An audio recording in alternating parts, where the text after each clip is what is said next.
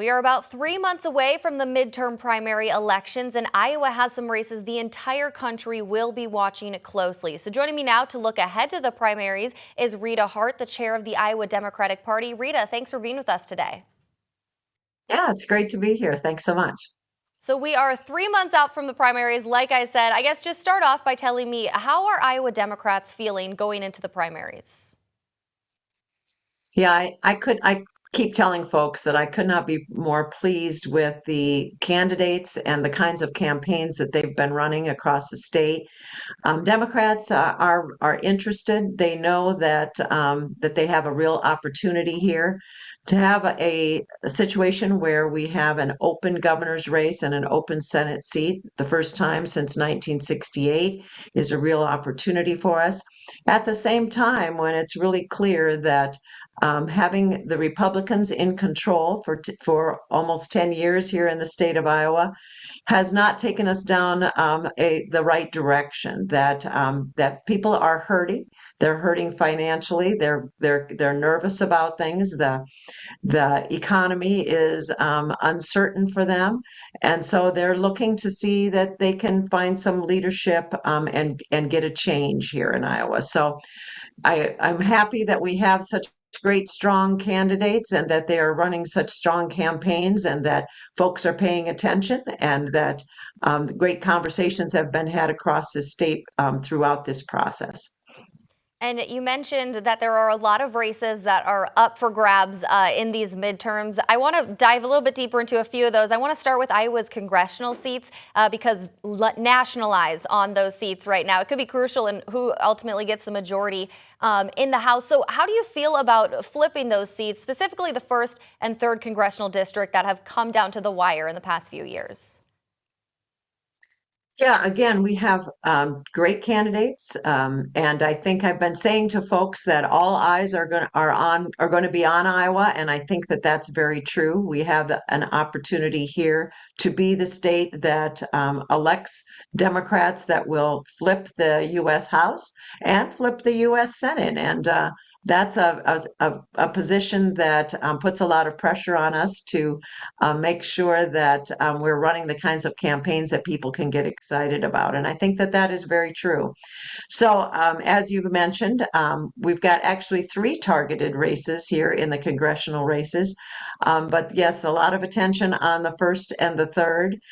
Those are the races that we think we have the best shot at. And again, there's quite a contrast between Christina Bohannon and Marionette Miller Meeks, and in the third district between Sarah Trone Garriott and Zach Nunn. And again, I think that as the conversations have gone throughout this process, as we've gotten to the point where we are now, it's clear that the economy is a big issue, and that folks are looking for better leadership.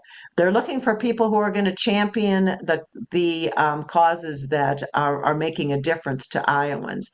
And so, as we've looked at the way the tariffs have affected the Iowa economy with farmers, as they've looked at, excuse me, at the decisions, the votes that have been taken that have put our healthcare in jeopardy and have caused folks to lose their healthcare and have put pressure on our rural hospitals to stay open and to continue to provide the kinds of services that people need so that they don't have to travel so far or wait so long for the healthcare that they need. Again, these are things that people are concerned about and that our candidates have been talking about. And then let's talk about the governor's race. You mentioned that right at the beginning. What are you seeing in terms of momentum there, and how are Iowa Democrats feeling around the governor's race? Yeah, this is again, I think we've had some great conversations around the fact that this is the first time this seat has been open since 1968. We've got a real opportunity to turn this state back in the right direction, and I think that again is what is obvious to people, that when Iowa has slipped to 49th in economic growth, 48th in personal income growth. At the same time, we're struggling with having the highest cancer rates in the country. And at the same time, when we are operating in a deficit budget at the Capitol, obviously decisions are not going in the favor of Iowans. And so, and also I think, education has always been a big factor for Iowans, and they've watched Iowa education slip from the top, from first or fifth, all the way down to the mid 20s. And at the same time, again, the schools are going to be struggling to make ends meet with the kinds of funding that has happened at the same time when we have a voucher system that is diverting that money to the private system, and while we're watching our public school systems struggle to make ends meet. So all of these things are going to create a real opportunity for us with the governor's race. And again, I think that people are excited to follow candidates who they can talk about practical issues, and are talking about how they can make this state a better state by being more efficient, by actually caring about the issues that people are struggling with. And then I want to ask you guys about regaining that first in the nation caucus status. I mean, what is the most recent thing that you've heard? Where does that process stand? And what are you guys doing different this time around to really appeal to the committee? Yeah, so it is a different cycle. It's a wholly different situation this time. When last time we knew who our candidate was. This in 28, we're going to have a very wide, varied field, and we have the wisdom of knowing that leaving Iowa out of first in the nation was not helpful to the Democratic overall process last time. That we need to make sure that the DNC understands that Iowa um, needs to be part of the equation. And so, but I think the important thing is that we have really got to keep our sights on 2026.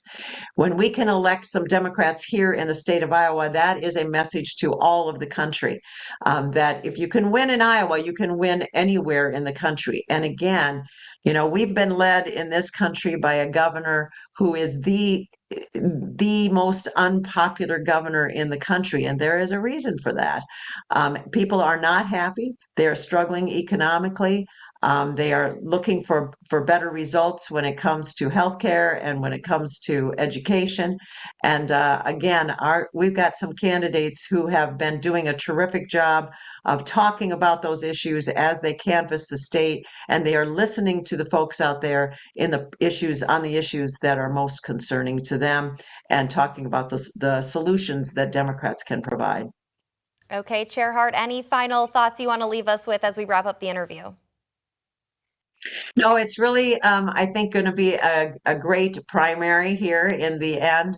I think anytime when you can have this strong of a field of candidates, and watch the voters decide, I think that is really exciting democracy. And I would say also that, in the governor's race, it's been interesting to watch the Republicans flounder. Their primary has truly been messy and chaotic.